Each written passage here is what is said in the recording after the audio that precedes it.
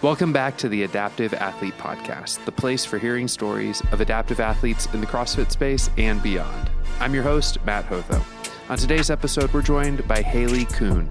Hailey competes in the seated 1 division that's without hip function, and we met at the Sea-Dog Summer Showdown this past April in Jupiter, Florida. As you'll hear in Hailey's story, she's been growing as a CrossFit competitor through coaching and through learning how to do difficult movements that are particular to what it's like to be somebody living with a spinal cord injury. Check it out. Welcome back to another episode of the Adaptive Athlete Podcast. I'm here with Hailey Kuhn. Hailey, how you doing today? I'm good. How are you? I'm good. It's so good to see you, Hailey. We met at the Sea-Dog Summer Showdown in Jupiter, Florida, underneath the tree where all of the seated athletes were hanging out. Yeah, we spent the whole weekend in that little shady spot trying not to get burned. Yeah, outdoor competition the first weekend of April in Florida was bold. I was very grateful for that tent. Yes. Yeah, it was so fun to walk by. So I would tell people I would leave the competition floor, walk back to my tent, take off my headband, do that kind of stuff, and then just make a loop. And I would always end up back by talking to the seated athletes or talking to another 10 of adaptive athletes. And it was so fun to have the community of people all there at that local comp.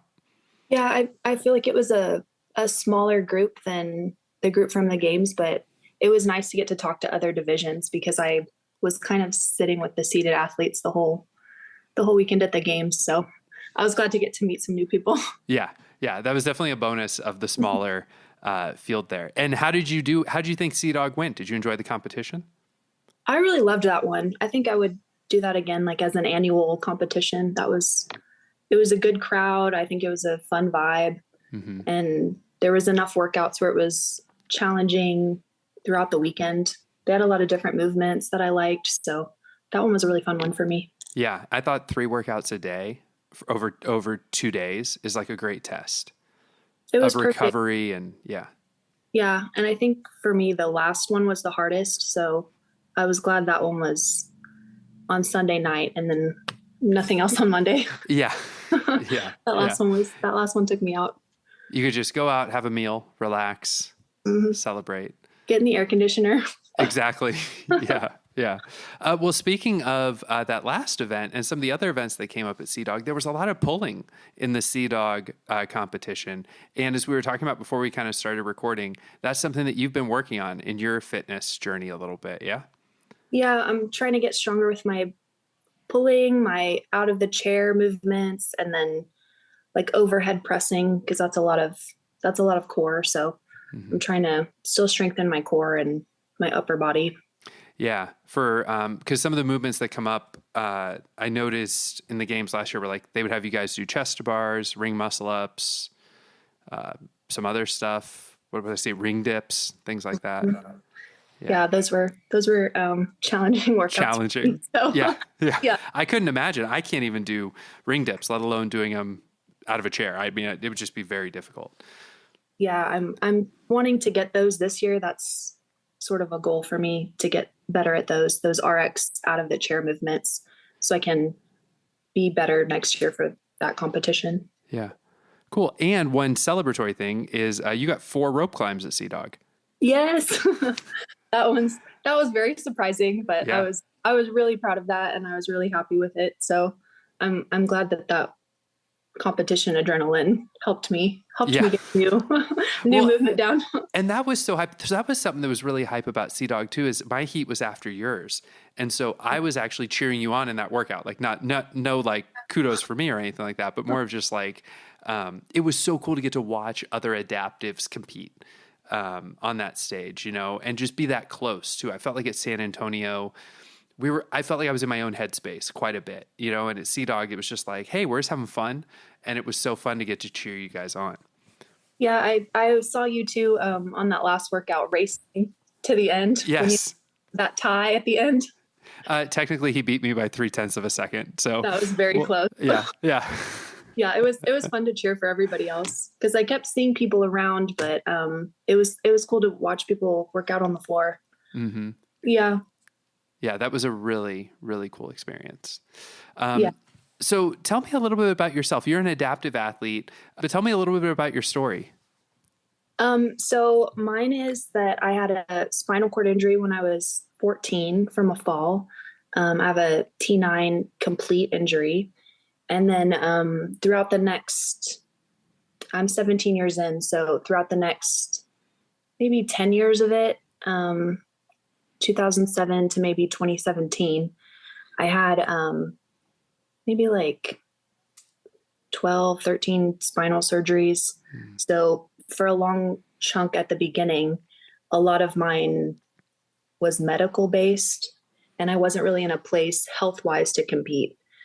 So when I got healthier, I went to college.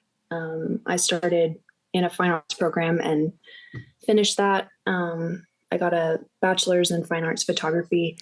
And then that was 2018 is when I finished school. And then 2019, 2020, I kind of traveled a little bit when I was done with school. And then 2020 started. I started working from home and working out at home by myself. And I got really bored with that really quickly. So I had like a small outpatient kind of thing that didn't go right. So I had a torn psoas muscle in my abdomen. So I started doing scaled CrossFit.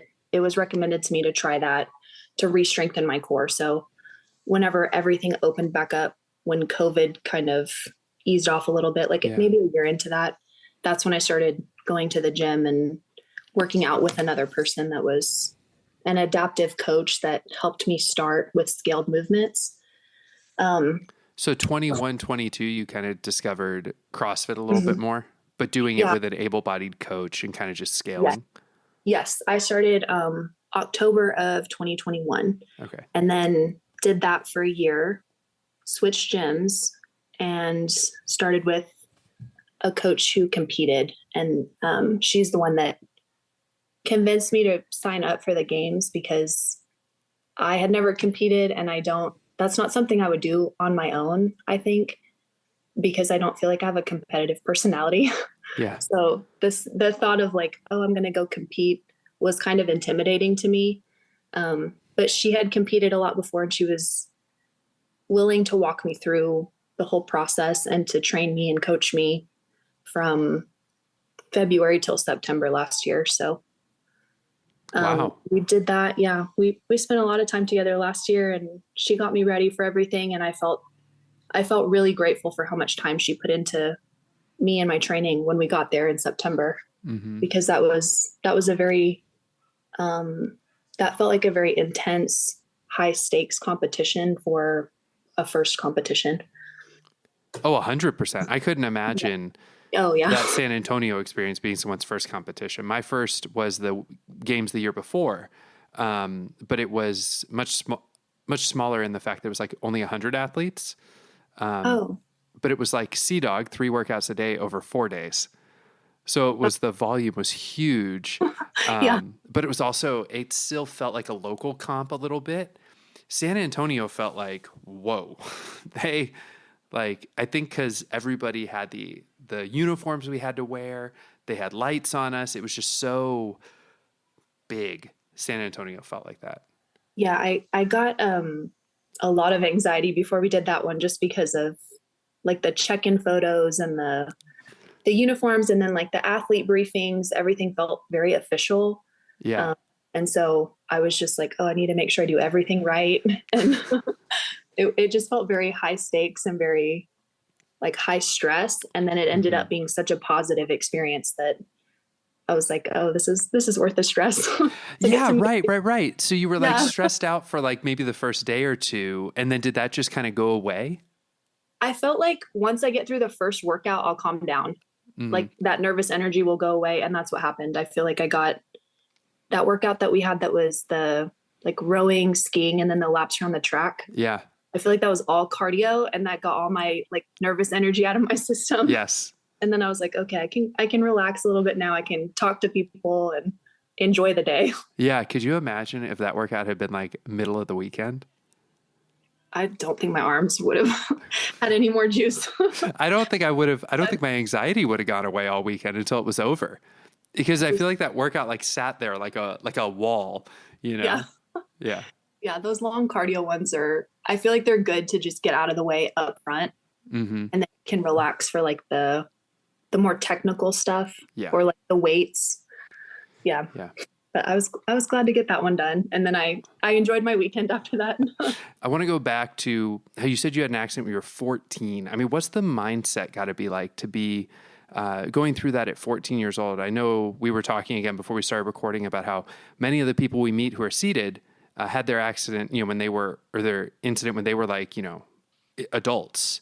What's it like to, have had that when you were so young from a mindset perspective? I think it's very strange because it's socially a very alienating experience where your friends kind of want to be there for you, but they don't know how, So I think people are trying to be supportive and encouraging in your school life, in your community life, like within your family.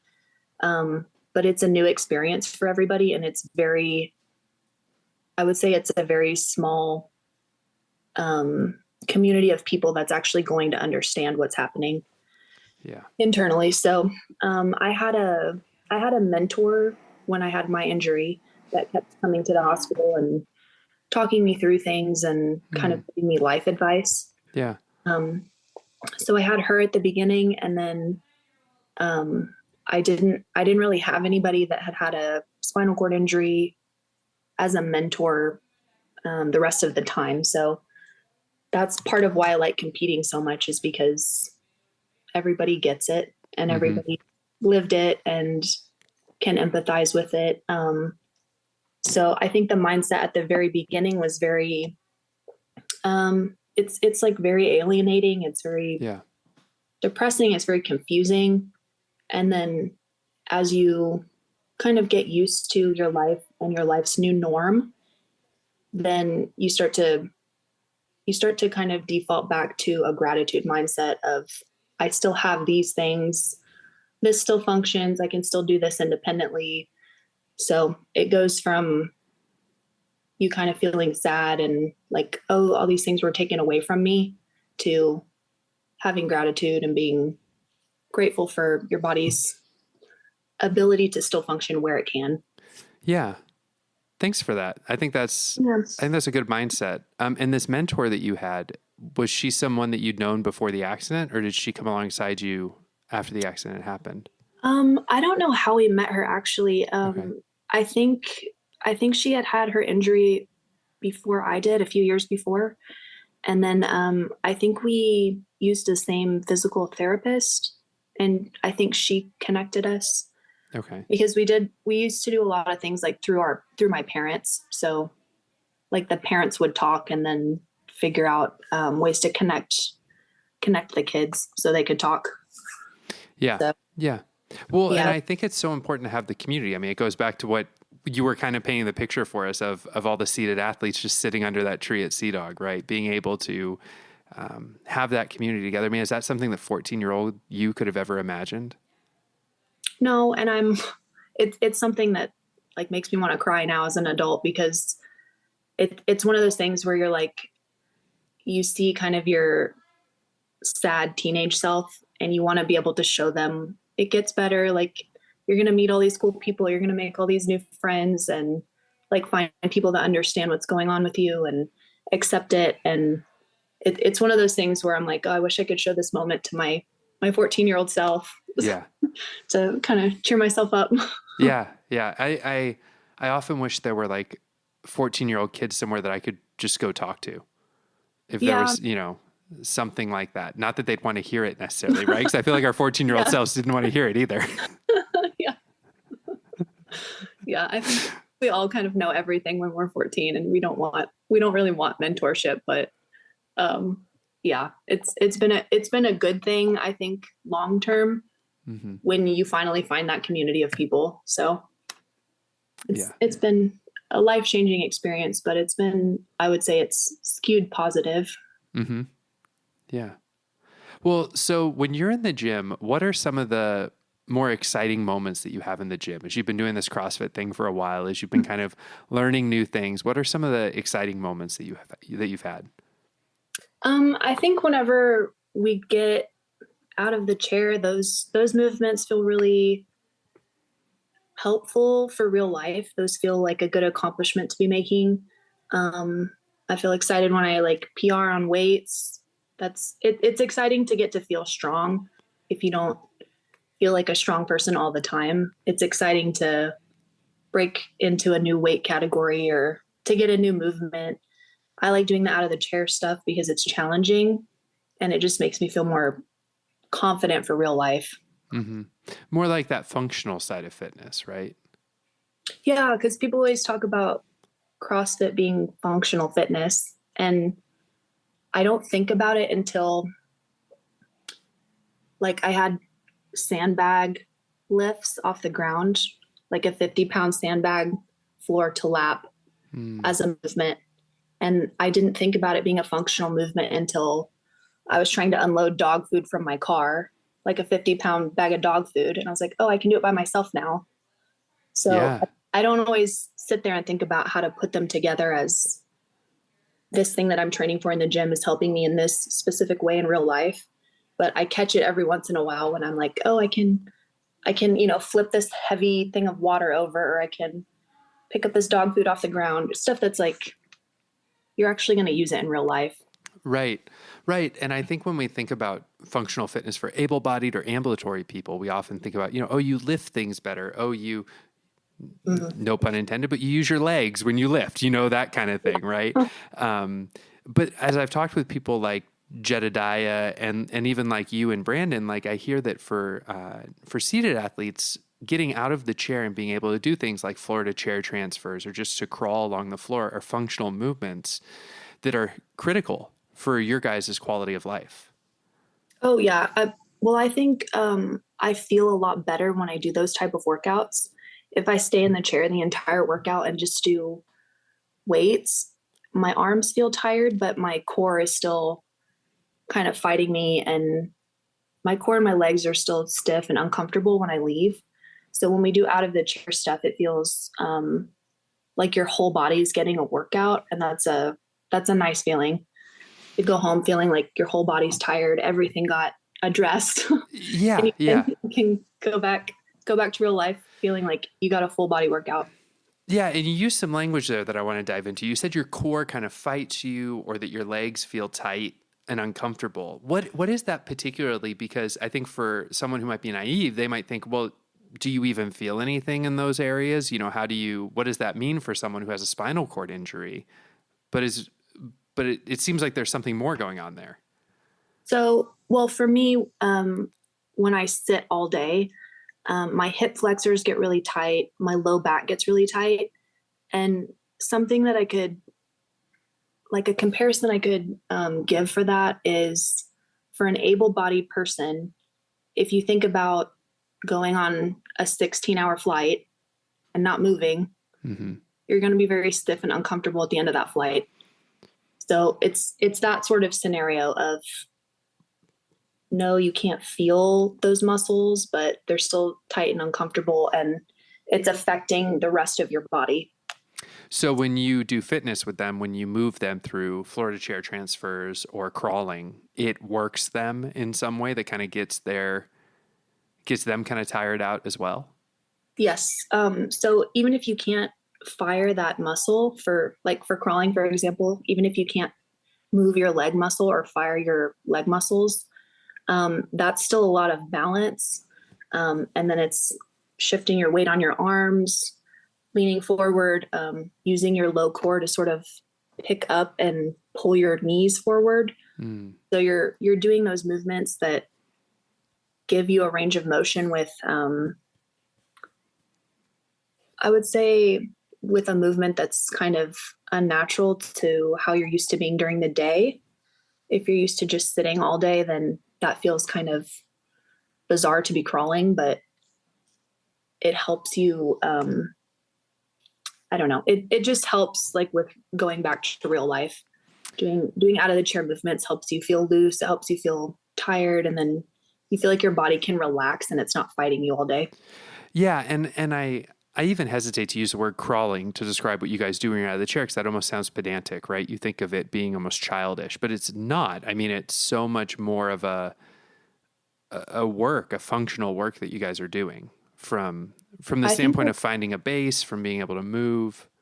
I think that that's one of the most challenging movements for me, because if you don't have, I would say my sensory level is sort of belly button height. So trying to fire all the muscles in your low core, in your low back to shift your weight and pull your legs with you and balance. That's an exhausting one for me. Yeah. Yeah. And you had mentioned that you've been working with Jedediah a little bit as your coach. Yes. And that he's great. He was at Sea Dog too. Yes. Yeah. And that you were having trouble with a ring row movement, and he gave you a cue that kind of helped you unlock that movement. Yes. I was having trouble with ring reach outs on the ground. And he gives me these small cues that they don't seem like something you would think about. And it just changes how you do the workout and how your body responds to being in certain positions. So I'm really grateful to have him as my coach, because he's been my first adaptive coach. And, it's just been like a game changer meeting him and getting to work with someone that's experienced with these type of workouts, and then also is willing to slow it down and teach someone brand new. Mm-hmm. So it's been such a good experience working with him. So what cue did he give you on those ring reach outs that helped you kind of get better at them? Oh, well, that one was my knees were too close together. So it was, you're trying to balance on a very small center of gravity. If you put your knees farther apart, you're putting your body more in a triangle. So you'll have a better center of gravity if you widen the base. Mm-hmm. So he just tells me things like that I don't think of. And, and then I'm able to do the movement, and I feel like the workout went well. I feel proud of myself. So yeah. And when he says widen your knees, like you have to manually do that, right? You have to like move your knees to kind of get them a bit wider apart. It's sort of like the crawling, where you start flat on the ground, you kind of go up into a crawling position, and then you shift your weight onto one knee, and you kind of like throw your other knee over. Yeah. So you're kind of, it's more of like a weight shift than actually moving it with your hand, because you have to be balancing on your hands. Oh, right. Of course. So you're kind of like shifting and then throwing the other one to the side. Okay. Thanks for describing that. I realize that might sound weird, but I think it's so helpful. It was certainly interesting for me to hear. Because I've never imagined what runs through a seated athlete's head as they're trying to do things on the floor. Yeah, I think it's a lot of making sure your body position is correct before you start. Mm-hmm. Like a good center of balance, and making sure everything's kind of lined up. That's usually what I check before I start doing it, so I'm not falling over to one side or the other the whole time. Yeah. So that's kind of how I approach the out of the chair movements. Yeah, nice. Do you have a movement that you're working on right now that you're really trying to get? I still want to get higher on the rope climbs. I feel like I'm getting sort of to the 7 feet, but it would be cool to get higher up in the air. Yeah. Yeah. And then control yourself back down. Yeah. The coming back down part I'm a little nervous about, but I think that would be a cool one to get. I don't know. There's like the ring complex stuff. I think that's down the road for me strength wise, but I'm excited to start those progressions and start working on that stuff. So you want to keep competing? Oh yeah. I love it. Okay. Awesome. I got the bug now. I'm into it now. Yeah. I think that's what I want to do, like during my 30s, because I'm 32. I want to do this while I'm like young and healthy, and I've got a good team of people. I've got like really good support right now. So. You do. It was so nice at at Sea Dog to meet your mom. She just seemed like she is your biggest fan. Yeah, nobody else in my family does CrossFit, but they're super encouraging with it, and they're they're excited about all the new movements. And I think that part of it too is that they're happy that I found community. Mm-hmm. So I think that that's part of why they're so excited to go to competitions, because I don't think that that's something that they would normally be into, but it's really sweet to see them show up for that and be so excited about something that they don't understand. But they're still really encouraging. That's how I feel when my parents show up to competitions too. I'm just like, you guys really care, and you have no idea what's going on here. Oh yeah, it was a lot at the games. My best friend kept standing on the side with my parents and explaining what we were doing to them while we were doing it, because there was a lot going on at the game. Yeah, there was. That's an understatement. Okay, switching gears without a clutch. You are an artist. You mentioned that you got your bachelor's degree in fine arts and photography. Can you tell me a little bit about that? I know we talked about it some at CDOG, but for the listeners, what kind of art do you do? What's that look like in your life? That kind of stuff. Well, I switched gears a couple of times. So I started with animation. That's what I thought I wanted to do. And then hated drawing on a computer. So I'm not a technology person, so I did not enjoy digital art. So I kind of switched gears to fine arts, drawing and painting. And I did that for like 3 years, I think. I had a lot of really great teachers for all of that. And then I got into a darkroom photography class as an elective and loved that so much. So I sort of switched my major towards the end of my degree. And then I graduated with black and white darkroom photography as my degree. Yeah. So I did that. And then I graduated, and then COVID started. So I set up a darkroom at home to work in. And that's what I do now. I make prints at home, develop film, all that. So I really, really like working from home. It's been really nice. I mean, that's just amazing. I love how you gloss over the fact I built a dark room like in my house, like, Yeah. And not just any dark room. It's a dark room that's adaptive, that's like functional for you to be able to do at your height, right? It's kind of, the counters are a bit lower, I think. I was talking to you or your mom about it at CDOG. Yeah, we at my school, I had some teachers that sort of modified their darkroom for me. So I was able to use the one at school, but this one is like completely custom. It's got lower counters. It's got like electrical plugs that I can reach. Mm-hmm. And then the sink height is lower. So when you're changing prints from chemicals, you don't like drip the chemicals. Yeah. So there's a lot of stuff that we modified at home for our home setup.